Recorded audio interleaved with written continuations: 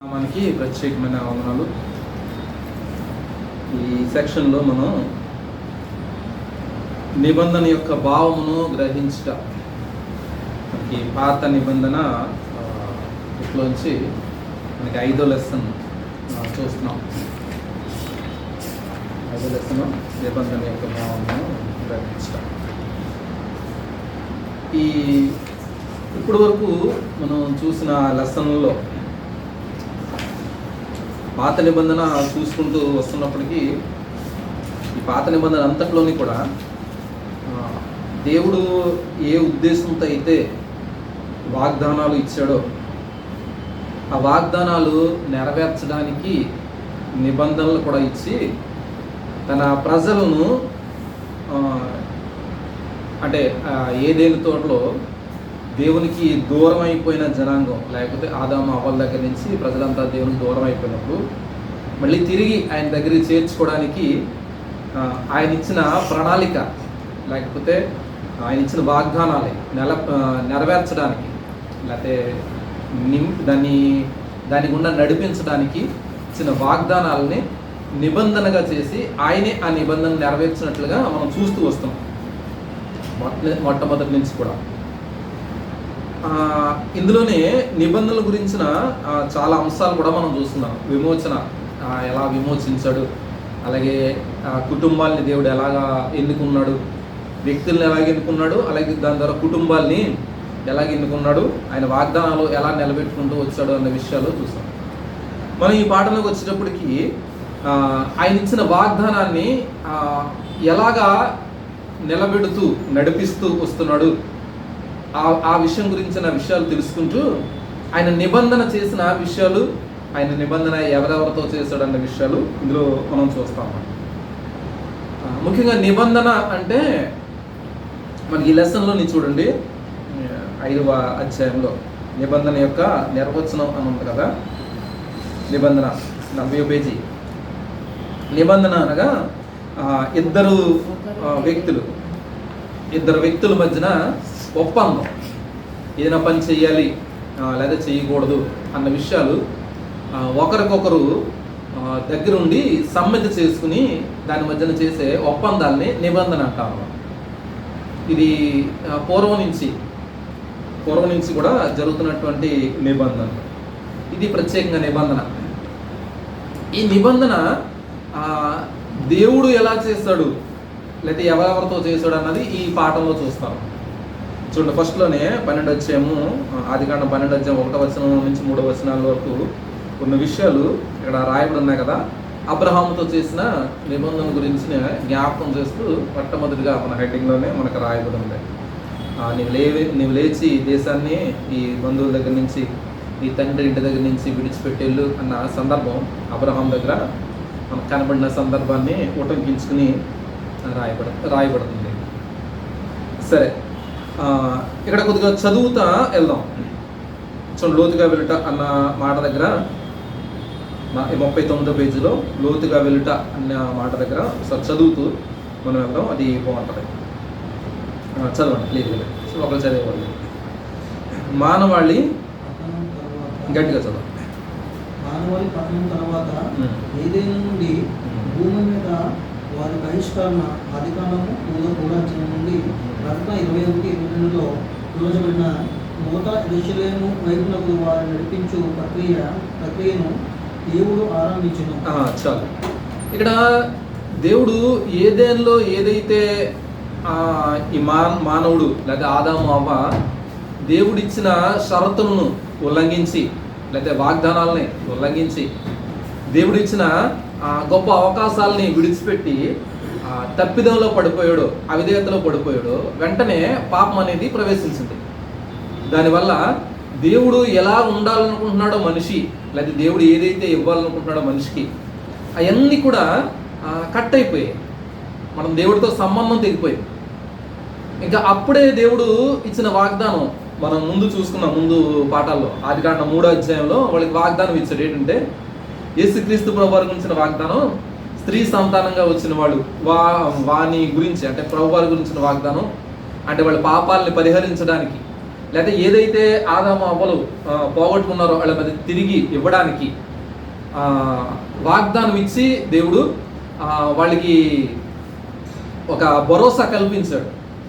నిజానికి అక్కడ తప్పు చేసినప్పుడు అవధేయం చూపించినప్పుడు వాళ్ళ తప్పిదం కారణంగా, పాపం కారణంగా వాళ్ళని చాలా ఎక్కువగా శిక్షించాలి, నశింప చేయాలి. కానీ కృపామయుడైన దేవుడు, కరుణామయుడైన దేవుడు చేసిన పని ఏంటంటే వాళ్ళని కరుణించి, ప్రేమించి, ఏదైతే పోగొట్టుకున్నారో అది తిరిగి ఇస్తానని వాగ్దానం చేసి దేవుడు అక్కడ ఏదైనా తోట నుంచి మాత్రం పంపించేశాడు.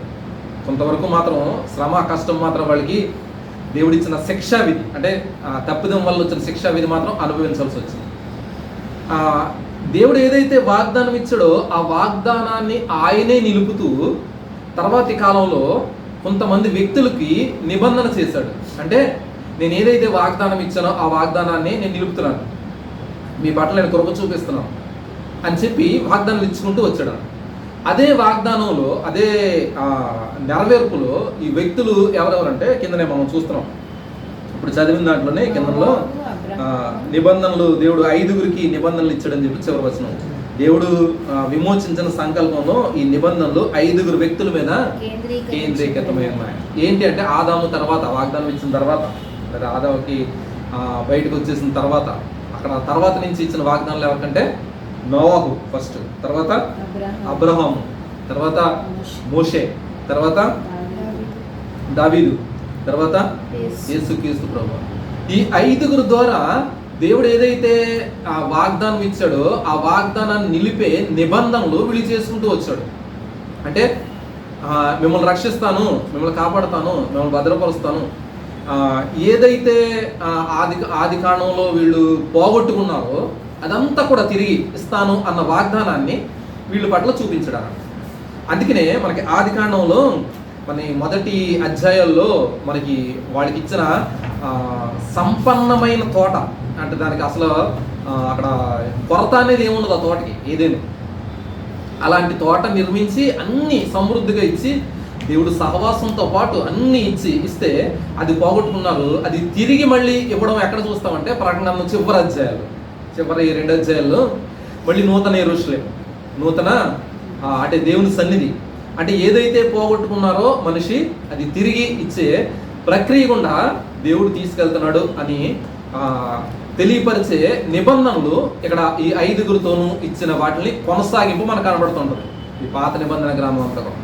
అంటే ఎంత అద్భుతంగా దేవుడు మనకి పాత నిబంధన గ్రంథాన్ని ఆయన ఇచ్చిన వాగ్దానాలు నిలుపుతూ ఆ నిబంధనల్ని మనకి చూపెడుతూ మనకి ఇప్పుడు కాలంలో ఉన్న మనకు కూడా దేవుడు ఎలాగా ఈ మానవాళ్ళని రక్షించాడు, ఆ ప్రజలను ఉపయోగించుకుని, యూదా ప్రజలను ఉపయోగించుకుని మానవాళ్ళంతటికీ కూడా, లేకపోతే ప్రపంచంలో ఉన్న ప్రతి ఒక్క వ్యక్తికి కూడా చివరి కాలం వరకు, భవిష్యత్తు కాలంలో చివరి ఏ రోజైతే ఉంటుందో ఆ రోజు వరకు కూడా అందరినీ రక్షించడానికి దేవుడు గొప్ప ప్రణాళిక వేసిన దాన్ని స్థిరపరుచుకుంటూ నడిపించుకుంటూ వచ్చాడు అని తెలియపరిచే విధానమే ఈ పాత నిబంధనలు మనకు కనబడతాయి. సరే, ఫస్ట్ నోవాహుతో చేసిన నిబంధన అక్కడ సృష్టి అంతటితోనే చేసినటువంటి 9వ అధ్యాయంలో మనకు కనబడుతుంటుంది. బైబిల్లో ఒకసారి చూద్దాం. 9వ అధ్యాయంలో 8 నుంచి 17 వరకు ఉన్న వచనాల్లో మనం చూస్తున్న విషయాలు అక్కడ కనబడుతుంటాయి. లేకపోతే మీరు తరచు చూడండి. లేకపోతే అంటే ఏంటంటే నోవాహు వాడలోంచి బయటకు వచ్చేసిన తర్వాత ఆ దేవుడు నేను మీతో నిబంధన చేస్తున్నాను, ఎందుకంటే ఈ సృష్టి అంతటినీ కూడా నేను ఇంకెప్పుడు పాడు చేయను, మొత్తం అంతటినీ కూడా. ఎందుకంటే అప్పటి వరకు మనకి 6వ అధ్యాయం వరకు ఉన్న విషయాలు మనం చూస్తే భూమి మీద అప్పటికే లక్షల మంది జనాభా, ఆదాము నుంచి అవ్వ నుంచి వచ్చిన కుమార్తెలు లక్షల మంది జనాభా అక్కడికే వృద్ధి అయిపోయినప్పుడు, వాళ్ళందరూ హృదయాలు చెడిపోయినప్పుడు దేవుడు హృదయంలో నొచ్చుకున్నాడు. అది ఎందుకు చేశాను వీళ్ళని, వీళ్ళు చేసిన దానికి ఆయన ఎంతో బాధపడ్డాడు, నొచ్చుకున్నాడు. ఎందుకంటే వీళ్ళ క్రియలన్నీ కూడా శారీరక సంబంధమైన క్రియలుగా ఉంటున్నాయి. ఆరోగ్యాలు మనం చూస్తాం. అందుకనే దేవుడు అక్కడ అంతా నశింపచేసి మొత్తం నోవాహు కుటుంబాన్ని ఎంచుకుని, లాస్ట్ లెసన్లో చూసాం వ్యక్తిని ఎంచుకోవడం, కుటుంబాన్ని ఎంచుకోవడం, అలాగే నోవాహుని ఎంచుకుని తన ద్వారా నిబంధనను మళ్ళీ ఎలా సిద్ధపరిచాడు, స్థిరపరిచాడు అన్న విషయాలు అక్కడ చూస్తూ, అక్కడ 9వ అధ్యాయం 8 నుంచి 17 వరకు ఉన్న విషయాల్లో అక్కడ చూసిన విషయాలు ఏంటంటే, మీతో ఒక నిబంధన చేస్తున్నాను, భూమి మీద ఉన్న సమస్త జనులను ఎప్పటికీ కూడా నేను నాశనం చేయను. చదువుతారు ఒక్కసారి 9వ అధ్యాయం 8 నుంచి 17 వరకు ఉన్న దాంట్లో 9 వచనం చదువు. చదవండి. మరియు దేవుడు నోవాహును అతని కుమారుడితో, ఇదిగో నేను మీతోనూ మీ తదనంతరము మీ సంతానంతోనూ మీతో కూడా ఉన్న ప్రతి జీవితోనూ పక్షులేమి పశువులేమి మీతో కూడా సమస్తమైన జంతువులనేమి గోడలో నుండి బయటకు వచ్చిన సమస్త భూ జంతువులతోనూ నా నిబంధన స్థిరపరుచుచున్నాను. తర్వాత 12వ వచనం ఉంది. దేవుడు నోవాహుకు నాకును మీకును మీతో కూడానున్న సమస్త జీవులకు మధ్య నేను తరతరములకు ఏర్పరచుకున్న నిబంధన గుర్తు ఇదే అని చెప్పి మేఘాల్లో ఆయన ధనుసును ఏర్పాటు చేస్తాడు. అంటే ఆ ధనుసును చూసినట్టు, అందుకనే వర్షాలు పడిన వెంటనే చూడండి, వర్షం పడి కొద్దిగా ఎండ మబ్బులు వచ్చినప్పుడు, వర్షాలు పడుతున్నప్పుడు ధనుసు మనకు కనబడుతుంటుంది. ఇది తర్జుమాలో అక్కడ రాయబడింది వేరే రకం రాయబడింది, కానీ ధనుసు దేవుని ధనుసు అన్నమాట. దేవుని ధనుసు కింద వచనంలో 16వ వచనంలో ఈ ధనుసు మేఘంలోని నేను దాన్ని చూచి దేవునికి భూమి మీద ఉన్న సమస్త శరీరులలో ప్రాణము గల ప్రతి దానికి మధ్యనున్న నిత్య నిబంధన. చాలు, అక్కడ ధనుసుని ఏర్పాటు చేస్తాం. మన వాళ్ళు తెలుగులో చెప్పేది ఏంటంటే, తర్జుమా కాదు, ఇక్కడ జనం చెప్పేది అంటే ఇంద్రధనుసు అంటాం కదా. అది యాక్చువల్గా ఏంటంటే రకరకాల రంగులు ఉంటాయని చెప్పేసి ధనుసుకి వేరే రకంగా పేరు పెట్టారు. ధనుసు అంతే. ధనుసు అంటే ఈ బాణం, ఈ విల్లు ఉంటుంది కదా, విల్లులా కనబడుతుంది కదా, దాని గురించి ధనుసు అని పేరు పెట్టబడింది. అది ధనుసు అని పెట్టారు. ఇప్పుడు మనకి తెలుగు భాషలో తర్జుమాల్లో అంటే మామూలు వాడుక భాషలో మనకు ఇంద్రధనుసు అంటాం. ఇది ధనుసు దేవుడు పెట్టింది అన్నాడు. ఇది చూసిన వెంటనే నా సమస్త జనులని ఆశం చేయనప్పుడు అని చెప్పి ప్రజలందరికీ గుర్తు చేయడం అనమాట. ఇది అక్కడ నిబంధన చేశానని, అంటే దేవుడు ఇచ్చిన నిబంధన కంటిన్యూ చేయడానికి, కొనసాగించడానికి ఏర్పాటు చేసుకున్న నోవాహుకి ఇచ్చిన నిబంధన సమస్త జనులను కూడా కాపాడతాను నేను. తర్వాత అందులోంచి ఆ జాతిలోంచి తర్వాత అబ్రహాం కూడా వాగ్దానం చేయడం. అబ్రహాంకి ఇచ్చిన వాగ్దానాన్ని తర్వాత కాలంలో నోవహు తర్వాత అబ్రహాంకి ఇచ్చిన వాగ్దానాన్ని కూడా నెరవేర్చడానికి చెబుతూ అబ్రహాంతో కూడా నిబంధన చేశాడు. మనకి అబ్రహాం గురించి ఆదికాండం 12వ అధ్యాయం కనబడితే 15వ అధ్యాయంలో ఈ నిబంధన కనబడుతుంటుంది. మనం 15వ అధ్యాయం చూడండి ఒకసారి.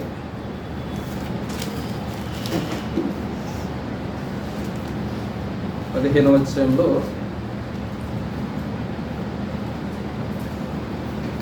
అక్కడ 15వ అధ్యాయం ఉన్నది ఏంటంటే సంతానం గురించిన వాగ్దానం. దేవుడు సంతానం గురించిన వాగ్దానం అక్కడ ఇచ్చి నిబంధనగా అక్కడ చెప్తున్న మాట ఏంటంటే, నువ్వు సంతానం, అప్పటికి అబ్రహాం పిల్లలు లేనప్పుడు నీకు పిల్లల్ని ఇస్తాను, నీ సంతానాన్ని ఇస్తాను, నీకు దేశాన్ని ఇస్తాను, దేశాన్ని స్వతంత్రించుకుంటావు, ఆకాశ నక్షత్రాలు ఉంటావంటే, అబ్రహాము ఇది ఎలా జరుగుతుంది, నాకు ఎలా తెలుస్తుంది అని అడిగినప్పుడు దేవుడు చెప్పిన మాట 13వ వచనం దగ్గర నుంచి 12వ వచనం మనకి ఆడ నిద్రకాలు చేశాడు. తర్వాత అంటే అక్కడ ఒక బలిపశువుని అర్పించమంటాడు. బలిపశువుని అర్పించమంటే ఒక బలిపశువుని తీసుకొచ్చి దాన్ని 2 భాగాలుగా చేసి అక్కడ ఉంచినప్పుడు నేను వస్తాను నీ దగ్గరగా అని చెప్తాడు అన్నమాట. ఆ టైంలో గాఢ నిద్ర పట్టాడు. ఆ సమయంలో ఆ కాలంలో తూర్పు దేశాల ప్రజలు నిబంధన చేసుకున్నాడు ఏంటంటే, ఒక బలిపశువును ఒకటి దాన్ని తీసుకొచ్చి గొర్రెలు కానీ మేకల్లో కానీ పశువులు కానీ తీసుకొచ్చి 2 భాగాలు చేసి వాళ్ళిద్దరూ కూడా ఎవరైతే ఇరుపక్షాలు ఉన్నారో ఆ ఇరుపక్షాలు కూడా దాని మధ్య నుంచి నడిచి వెళ్ళిపోరు. అంటే నేను నిబంధన చేస్తున్నాను, నేను నిబంధన చేసిందని నేను మీరితే కనుక ఈ పశువుకి ఎలాంటి గతి పట్టిందో అలాంటి గతి పడుతుంది. అంటే చచ్చిపోతారు, చంపబడతారు, లేదా శిక్షించబడతారు అని తెలియపరచడం. అది వాళ్ళు చేసుకునేవారు నిబంధన తూర్పు ప్రాంతాల్లో. ఇప్పుడు దేవుడు అంటున్నాడు, నువ్వు బలిపశువుని తీసురా, దాన్ని ఖండించి పెట్టు అని చెప్పినప్పుడు అక్కడ ఖండించి పెట్టినప్పుడు గాఢ నిద్ర పట్టేసింది. అప్పుడు దేవుడే వచ్చి నిబంధన చేస్తున్నాడంటే అందులోంచి నడిచెళ్ళినట్టుగా కూర్చున్న తర్వాత కింద వచనాల్లో 17వ వచనం మరియు ప్రొద్దుగుంకి కటిక చీకటి పడినప్పుడు రాజుచున్న పొయ్యి అగ్ని జ్వాలయు కనబడి ఆ ఖండముల మధ్య నడిచిపోయాను. ఆ దినమందే ఎక్కువ ఐగుప్తు అనేది మొదలుకుని గొప్ప నది యూఫ్రటీస్ వరకు అనగా మొత్తానికి ఆ టోటల్ ఉన్న ఏరియా అంతటిని కూడా నీ సంతానానికి ఇస్తాను అని చెప్పి నీకు సంతానం పుడతారని చెప్పి నిబంధన చేయడం అన్నమాట. ఇది నిబంధన. ఇది అబ్రహాముతో చేసిన నిబంధన. ఈ నిబంధనని మనం చూస్తాం. అంటే ఫస్ట్ వాగ్దానం ఏమో ఏదేను తోటలో ఆదాము అవ్వల దగ్గర ఇస్తే అదే నిబంధనగా కూడా ఇస్తే దాని తర్వాత నోవాహు దగ్గర నిబంధన మొట్టమొదటిది ఏదేను తోట నుంచి బయటకు వచ్చిన తర్వాత అబ్రహాంతోని నిబంధన, తర్వాత మోషేతో నిబంధన. మోషేతో తర్వాత కాలంలో ఐగుప్తు ప్రజలందరూ కూడా ఈ అబ్రహాముతో చెప్పినట్లుగా 400 సంవత్సరాలు దాస్యత్వంలో ఉన్నప్పుడు ఆ దాస్యత్వం నుంచి బయటికి తీసుకురావడానికి మోషేని ఏర్పాటు చేసుకుని మోషే ద్వారా బయటికి తీసుకొచ్చి వాళ్ళకి కూడా ధర్మశాస్త్రం ద్వారా నిబంధన ఇచ్చాడు. ఆ నిబంధన ఇచ్చిన దాన్ని అక్కడ కూడా బలిపశువే అర్పించబడ్డం. ఇది అక్కడ మనం చూస్తాం. నిర్గమకాండం చూడండి 24:6. నిర్గమకాండం 24:6.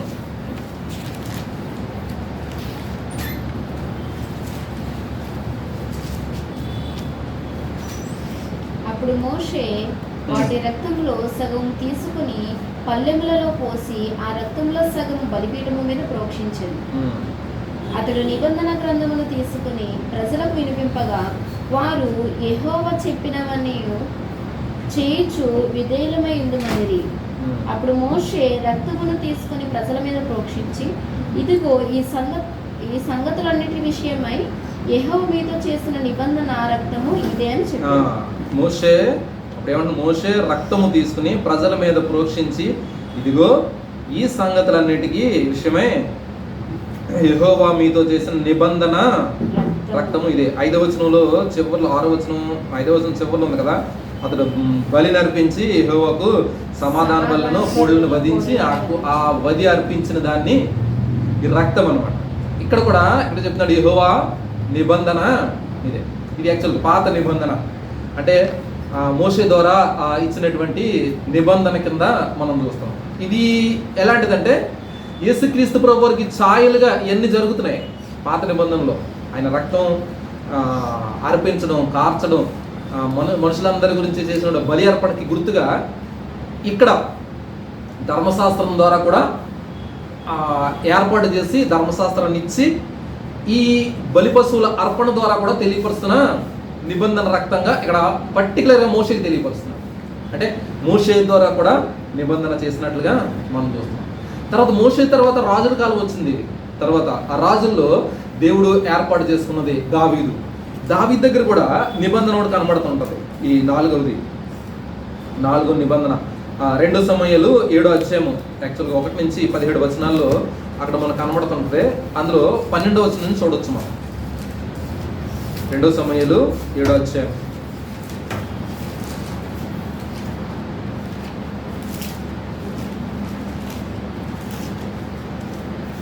సమూయేలు 7వ అధ్యాయము 4వ వచనం చూద్దాం ఒకసారి. చదువు గట్టిగా చదువు. అయితే ఆ రాత్రి యెహోవాకు నాతానుకు ప్రత్యక్షమై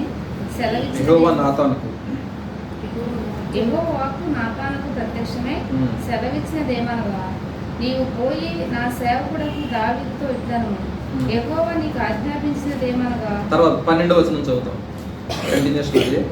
అంటే దేవుడు నాతాన్ని పిలిచి దావీదుతో చెప్పని మాటలు అనమాట. దేవాలయం కడతా అన్నప్పుడు చెప్తున్న మాటలు, దేవుడు ఇచ్చిన నిబంధనగా లేదా వాగ్దానం ఇచ్చి నడిపిస్తున్న మాటలు ఇక్కడ చూస్తుంటాం. 12వ వచనం నుంచి, ఈ దినములు సంపూర్ణమగునప్పుడు నీవు నీ పితరులతో కూడా నిద్రించిన తరువాత నీ గర్భంలో నుండి వచ్చిన నీ సంతతిని హెచ్చించి రాజ్యమును అతనికి స్థిరపరచెదను. అతడు నా నామ ఘనత కొరకు ఒక మందిరమును కట్టించును. అతని రాజసింహాసనమును నిత్యముగా స్థిరపరచెదను.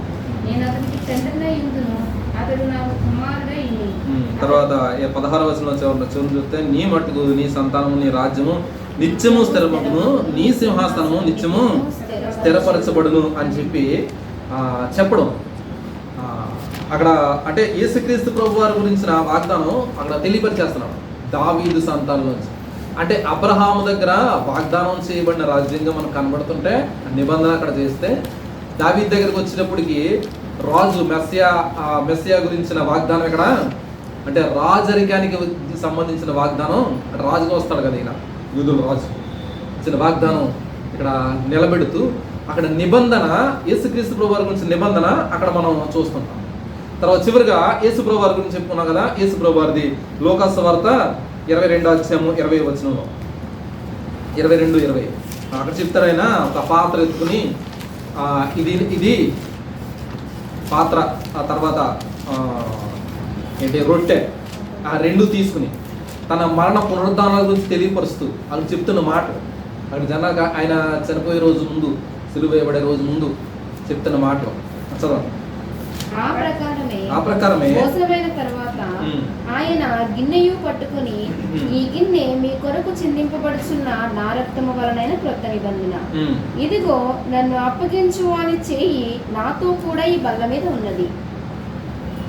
చాలు, మీకు మీ ఏంటి నిబంధన? అది నా రక్తం వల్ల అయినా కొత్త నిబంధన. ఇక్కడ కొత్త నిబంధన అంటే చూడండి, అంటే పాత నిబంధన ఎవరితో చేశాడు ముందు? మిగతా పితరులతో ఉన్నది, ముఖ్యంగా మోషే దగ్గర ఉంది. ఇప్పుడు కొత్త నిబంధన వచ్చేటప్పటికి యేసుక్రీస్తు ప్రభువారి ద్వారా, అంటే ఈ నిబంధనల ద్వారా దేవుడు ఇచ్చినటువంటి వాగ్దానాలు నెరవేరుస్తూ దేవుడు ఇశ్రాయేలు జనాంగంలో చేసినటువంటి క్రియల ద్వారా మనుషులందరికీ కూడా ఎలాగ రక్షణ తీసుకొచ్చాడు అన్న విషయాలు మనం చూడగలుగుతాం. ఇది ఈ నిబంధనలో ఉన్న ప్రాముఖ్యమైన విషయాలు, ఈ పాఠంలో ఉన్నటువంటి ప్రాముఖ్యమైన విషయాలు ఇదండి. ఈ ప్రాముఖ్యమైన విషయాలన్నీ చూస్తే కనుక ఇవి కనబడతాయి అన్నమాట. ముఖ్యంగా ఇంకా ఈ నిబంధన ఇక పూర్తయిపోలే. ఎప్పుడు పూర్తవుతుందంటే ఏదెన్లో ప్రారంభమైంది కదా ఇది. అక్కడ ప్రణాళిక ఏదెన్లో ప్రారంభమైంది, అక్కడ నుంచి బయటికి గెంటేశాడు ఆయన. అంటే దేవునితో ఉండే సహవాసం, ఆదాము అవ్వలు దేవునితో ఉండే సహవాసంలో ఎంచుకున్నాడు. బయటికి గెంటేసినా సరే దేవుడి ఉద్దేశం ఏంటంటే, ఎందుకు నిబంధన చేశాడు, ఎందుకు వాగ్దానాలు చేశాడంటే ఆయనతో నిత్యము ఉండాలని. ఇప్పుడు ఆయనతో నిత్యము ఉండడానికి ఇప్పుడు ప్రణాళికలు వేసి పాత నిబంధన గ్రంథం నుంచి వ్యక్తుల్ని, కుటుంబాలని ఎంచుకుని ఆయన నిబంధనలు కంటిన్యూ చేస్తూ తీసుకొచ్చాడు. యేసుక్రీస్తు ప్రభు వరకు తీసుకొచ్చాడు ఆయన. యేసుక్రీస్తు ప్రభు వారిలో మనందరికీ పాప క్షమాపణ ఇచ్చాడు.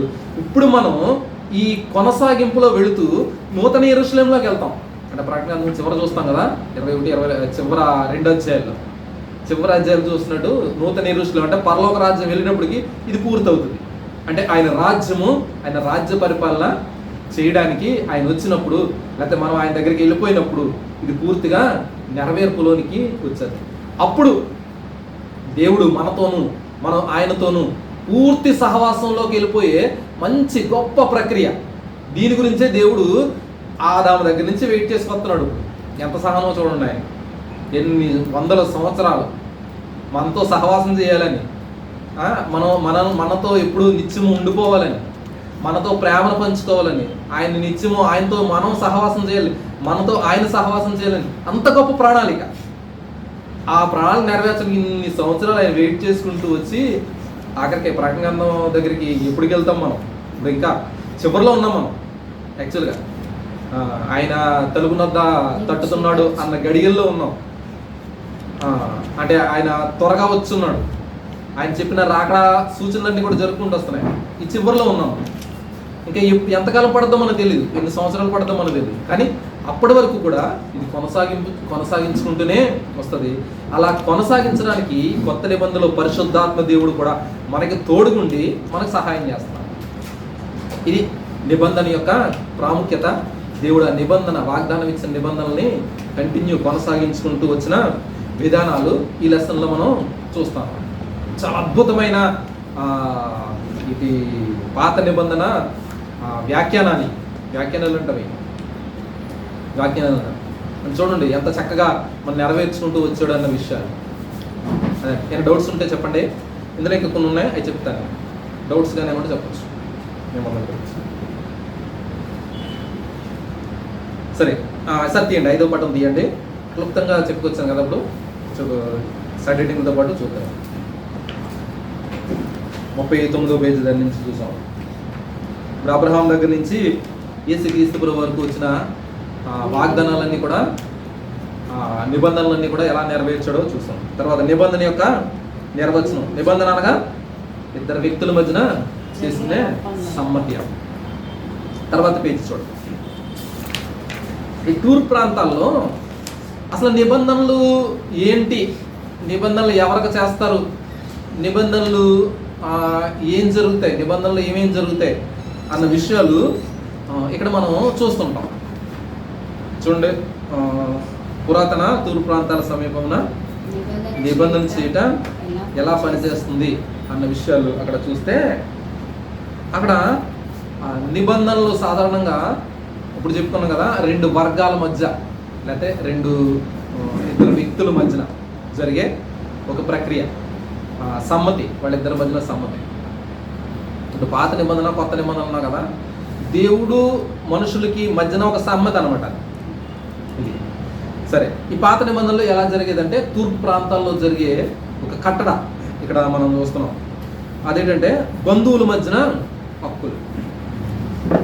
ఈ నిబంధనలు ఏమేం చేసేవారంటే, నిబంధనలు దేనికి ఉపయోగించేవారంటే, ఇప్పుడు మనం కుటుంబం అండి, మా కుటుంబం ఉంది, మీ కుటుంబం ఉంది, మీ కుటుంబాల్లో వేరే వ్యక్తిని మీరు చేర్చుకోరు. సాధారణంగా మీ కుటుంబం 3 4, మీ అమ్మ నాన్న లేకపోతే తాతయ్యలు అమ్మమ్మలు మీరు కుటుంబం. వేరే ఒకళ్ళని మీ దాంట్లో చేర్చుకోవాలనుకోండి, ఏదో నిబంధన పెడతారనమాట.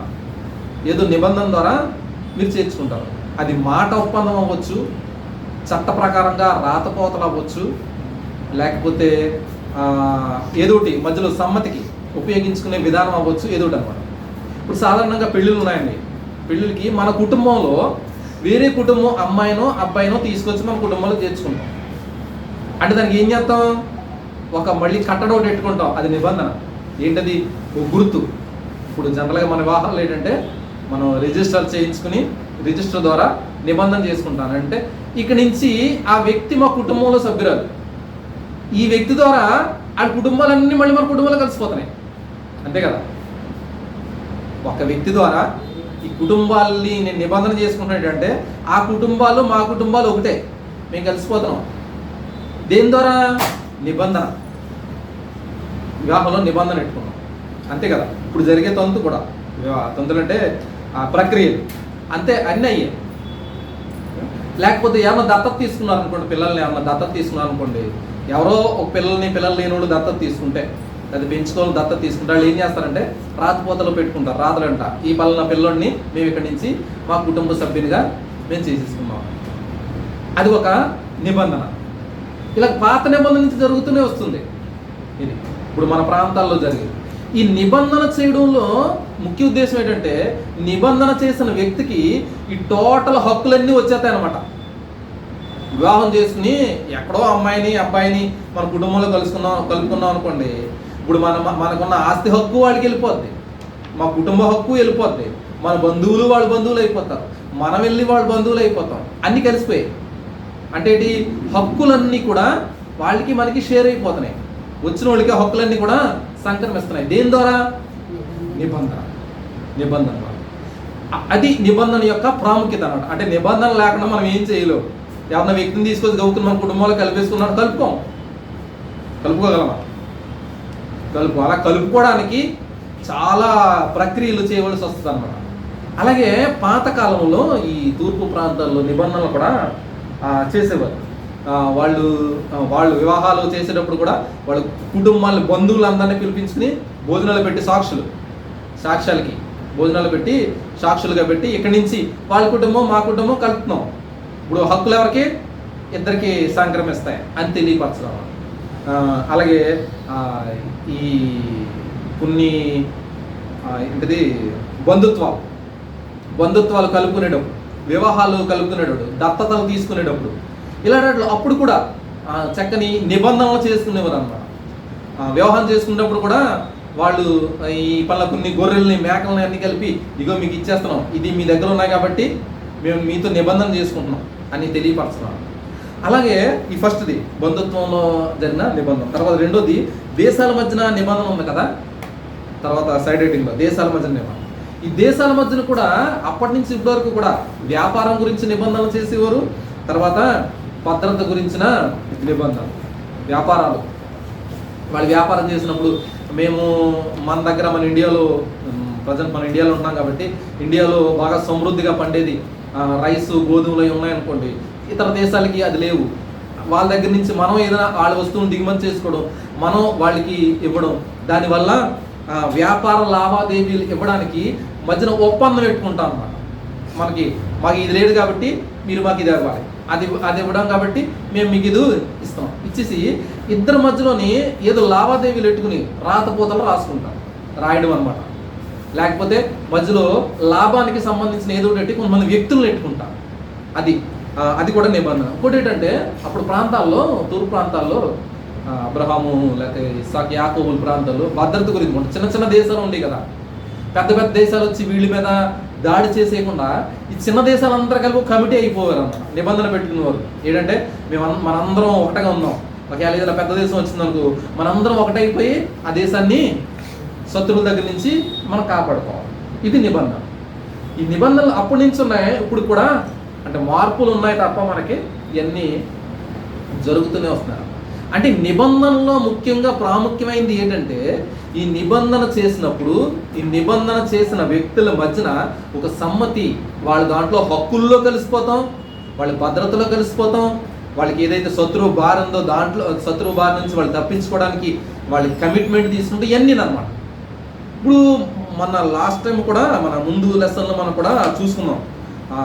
అందులోని కుటుంబాన్ని ఎంచుకున్నప్పుడు దేవుడు విమోచన ప్రణాళికలో దేవుడు ఏర్పాటు చేసుకున్నప్పుడు వాళ్ళు ఎలా కలిపేసుకున్నాడు విమోచనకి గుర్తుగా, అంటే విమోచకుడుగా రక్షకుడు ఉండడానికి కలిపేసుకున్నాడు కదా దేవుడు, ఇది నా కుటుంబం అని. అలాగే ఈ నిబంధన ఇచ్చినప్పుడు ఈ నిబంధనలో కూడా అంతే. నోహు దగ్గర నిబంధన చేశాడు వీళ్ళు కాపాడుతానని చెప్పేసి, నిబంధనకి కట్టుబడి ఆయన కాపాడుతూనే వస్తున్నాడు ఇప్పటివరకు. సృష్టి మళ్ళీ నాశనం అయింది ఇప్పటివరకు, పూర్తిగా నాశనం చేయబడాలి. అలాగే అబ్రహాం దగ్గర ఈ సంతానాన్ని ఇస్తానని ఎలా వాగ్దానం చేశాడో అలాగే ఇచ్చుకుంటూ వచ్చాడు, ఆయన కాపాడుతూ వస్తున్నాడు. అంటే దేవుడు తన ప్రజల పట్ల చూపించిన కృప నిత్యము నెరవేర్చుకుంటూ ఆయనే వస్తున్నాడు అన్న విషయాలు తెలియపరుస్తున్నాడు అన్నమాట. ఆయన నిబంధన ఇచ్చిన వ్యక్తి ఎలాగ అయిపోయాడంటే బంధువుగా అయిపోయాడు, మన సహకారిగా అయిపోయాడు, మన రక్షకుడుగా అయిపోయాడు. ఇది నా కుటుంబం అన్నట్టు చేసేసుకున్నాడు, మనల్ని ఆయన కుటుంబంలో చేసేసుకున్నాడు. ఏదైనా తోటలో ఏదైతే విడిచిపెట్టామో అది ఇవ్వడానికి మళ్ళీ అన్ని సంసిద్ధం చేసేసాడు. అది ఇక్కడ నిబంధనల ప్రాముఖ్యం. ఫస్ట్ నుంచి మనం లెసన్లన్నీ చూసుకుంటూనే వస్తున్నాం. ಮತ್ತೆ ఈ కొత్త నిబంధనలు పాత నిబంధనలు కూడా దేవుడు విడిచిపెట్టిన దాన్ని మళ్ళీ, అంటే దేవుని దగ్గర నుంచి ఏదైతే పొందలేకపోయామో అదంతా కూడా తిరిగి ఇవ్వడానికే మనకి సంసిద్ధం చేస్తున్నాడు అన్న విషయాలు మనం చూస్తూ వస్తున్నాం. మనకి చూస్తున్నాడు. అది ఈ బంధువుల మధ్యన ఏంటి నిబంధన అయినా, దేశముల మధ్యన నిబంధన అయినా ఈ విధంగా నిబంధనలు చేసుకున్నారు. ఆ నిబంధనలకి మనం ఇప్పుడు మనకి గుర్తుగా మనకి కనబడుతున్న విధానం కూడా మనం జ్ఞాపకం చేసుకోవచ్చు. తర్వాత నిబంధన ఏ విధంగా ఉంటుంది అన్న విషయాలు అది కూడా చూసాం. నిబంధన ఏ విధంగా ఉంటాయి, కొన్ని విషయాల్లో కొన్ని పక్షాలుగా, అంటే కొన్ని వ్యక్తుల మధ్యన చేసుకోవచ్చు, ఇద్దరు వ్యక్తుల మధ్యన చేసుకోవచ్చు, కొన్ని వర్గాల మధ్యన చేసుకోవచ్చు, ఇలా చేయడం అన్నమాట. అబ్రహాం దగ్గర చేసిన వాగ్దానం చూస్తే ఈ 15 అధ్యాయాలు చాలా విచిత్రంగా ఉంటుంది. నిబంధన అంటే ఇద్దరు వ్యక్తులు చేయాలి కదా, ఇద్దరు వ్యక్తులు చేయాలి, లేదా ఇద్దరు దేశాలు చేయాలి, లేదా అటుపక్కల వాళ్ళు కొంతమంది ఇటుపక్కల వాళ్ళు కొంతమంది చేయాలి. కానీ అబ్రహాం దగ్గర చేసిన వాగ్దానం ఎంత గొప్పగా ఉంటుందంటే, తీసుకొస్తాడు కానీ దేవుడు నిబంధన చేయడానికి పశువును వధించి పెట్టమంటాడు అక్కడ 15 అధ్యాయం మనం చూస్తున్న దాంట్లో. కానీ ఆ నిబంధన గుండా నడిచిన వాళ్ళు ఎవరంటే దేవుడే నడిచెళ్ళాడు. అంటే ఏంటి, ఒకవేళ అబ్రహాము ఆ వాగ్దానాన్ని నిబంధనాన్ని నిలబెట్టుకోలేడు, కానీ అది కూడా అంటే దేవుని పక్షంగా తన పర్ఫెక్ట్గా ఉండడంలోని, పవిత్రతలోని, తన జనాంగం విషయంలోని, ఇది వాళ్ళు ఏది చేయలేకపోయినా దేవుడే మనుషుల పక్షంగా ఈ నిబంధన నెరవేరుస్తాడు అనమాట. నేనే నెరవేరుస్తానని అతనే నడిచి చెప్పాడు దేవుడే. చూడండి ఎంత గొప్ప కృప ఈ నిబంధనలో. ఈ నిబంధనల గురించిన విషయాలు ఇక్కడ మనకి కనబడుతుంటాయి అన్నమాట. నిబంధన ఆ విషయాలు, చర్చించే విషయాలు కూడా అబ్రహాంతో చేసిన నిబంధనకి, మోషేతో చేసిన నిబంధనకి వ్యత్యాసాలు ఆవిడ కనబడుతుంది. తర్వాత పేజీలో తర్వాత నిబంధనకి కారణాలు, తర్వాత ఆశీర్వాదాలు శాపాలు. నిబంధనలు మీరితే ఎలాంటి ఆశీర్వాదాలు వస్తాయి, నిబంధనలు ఉల్లంఘిస్తే వచ్చే శాపాలు, తర్వాత వాళ్ళ సాక్షులు. ఇప్పుడు చూసుకున్నాం కదా సాక్షులు ఎవరెవరు ఆమోదిస్తారంటే ఇరుపక్షాలు ఉన్నవారు. ఇవన్నీ కూడా వివరణలు ఇక్కడ కనబడుతుంటాయి. ఇదండి నిబంధన గురించిన విషయాలు. దాని తర్వాత ఇవే ఈ పక్క పేజీల్లో సీయోను పర్వతం దగ్గర చేసిన మోషే దగ్గర నిబంధన, తర్వాత ఆశీర్వాదాలు శాపాలు 45వ పేజీలో దేవుడు నమ్మకత్వంగా ఉన్న వారికి దేవుడు ఇచ్చే గొప్ప ఆశీర్వాదాలు శాపాలు, తర్వాత ఎలాగ ఆమోదించబడ్డాయి అన్న విషయాలన్నీ చూస్తూ రక్తంతో 46వ పేజీలో రక్తం గురించిన ఒక గమనిక ద్వారా, సంఘటన ద్వారా నిర్గమకాండంలో దేవుడు ఎలాగ బలి పశువుని అర్పించి నిబంధన చేశాడు అన్న విషయాలు అక్కడ కనబడుతుంటూ యేసుక్రీస్తు ప్రభువులో అది ఎలా నెరవేర్చబడ్డాయి అన్న విషయాలు మనకు కనబడుతుంటాయి. అది కొత్త నిబంధన చివరిలో ముగింపు, తర్వాత దావీదుకి ఇచ్చిన నిబంధన, ఇవన్నీ ఇప్పుడు చూసుకుంటూ వచ్చాం. దావీదుకి ఇచ్చిన నిబంధన అంటే మోషేతోనేమో ఏంటిది పాత నిబంధన, దాంట్లో ప్రవచనాల ద్వారా లేకపోతే ధర్మశాస్త్రం ద్వారా నిబంధన చేస్తే దావీదు దగ్గరికి వచ్చినప్పటికి సంతానం గురించి అంటే రాజరికం గురించిన నిబంధన అక్కడ చేశాడని, ఇదంతా కూడా యేసుక్రీస్తు ప్రభువులో ఎలా నెరవేర్చబడింది అన్న విషయాలు చివరిగా కొత్త నిబంధన నెరవేర్పు ఎలా జరిగిందన్న విషయాలు మనం చూస్తాం. చివరిలో చూసినప్పుడు కొత్త నిబంధనకు వచ్చినప్పుడు దేవుడి ఒక ప్రణాళిక ఉంది. ఆ ప్రణాళికని గుర్తు చేస్తూ ఇర్మియా గ్రంథం 31 చూడండి ఒకసారి. ఇర్మియా గ్రంథము 31వ అధ్యాయము 31 నుంచి 33 వరకు ఉన్న విషయాలు. ఇదిగో నేను ఇశ్రాయేలీయులతోను యూదావారితోను బుక్ లోనే రాస్తున్నాడు. కొత్త నిబంధన చేయి దినములు వచ్చుచున్నవి. ఇదేంటంటే ఇదే యెహోవాకు ఈ దినములైన తర్వాత నేను ఇశ్రాయేలీయులతోను యూదావారితోను చేయబోవు నిబంధన ఇదే, వారి మనసులలో నా ధర్మ విధి ఉంచదును, వారి హృదయాల మీద దాన్ని రాసేదను అని యేసు ప్రభువారు ఆయన ఇచ్చిన కృప రక్షణ వీటి గురించి తెలియపరుస్తున్న విధానాలు ఇక్కడ తెలియపరుస్తున్నారు. అలాగే ఈ నిబంధన యేసు ప్రభువారి ద్వారానే జరిగింది అన్న విషయాల్ని కొరింథీ పత్రికలో పౌలు గారు కూడా చెప్తూ 1 కొరింథీ 11:25 వచనంలో దాన్ని ఉటంకించుకుంటూ చెప్తున్న విషయాలు కూడా మనకు అక్కడ కనబడుతుంటాయి. 1 కొరింథీ 11:25 పాత్ర ఎత్తుకుని ఇందా చూస్తున్నాం కదా లోకసువార్తలో ఆ విషయాన్ని. కొత్త నిబంధన, ఇది కొత్త నిబంధన అక్కడ చేశాడు యేసుక్రీస్తు ప్రభువారు. ఆయనే వచ్చే నిబంధనలో చేసుకుంటూ వచ్చాడు అన్న విషయాలు అక్కడ తెలియకొస్తున్నాడు. అంటే ఈ నిబంధన మొట్టమొదటి నుంచి మనం చూసినట్లయితే ఆదాము అవ్వలు ఏదేమో తోటలో బయటకు వచ్చిన తర్వాత నోహతోనూ మోషేతోనూ అబ్రహాంతోనూ దావీదుతోనూ తర్వాత యేసుక్రీస్తు ప్రభువారితోనూ నిబంధనలు చేసిన నిబంధనల్లో దేవుడే ఉండి వాటిని నడిపించుకుంటూ ఎలాగొచ్చాడు అన్న విషయాలు ఇక్కడ చూస్తున్నాము.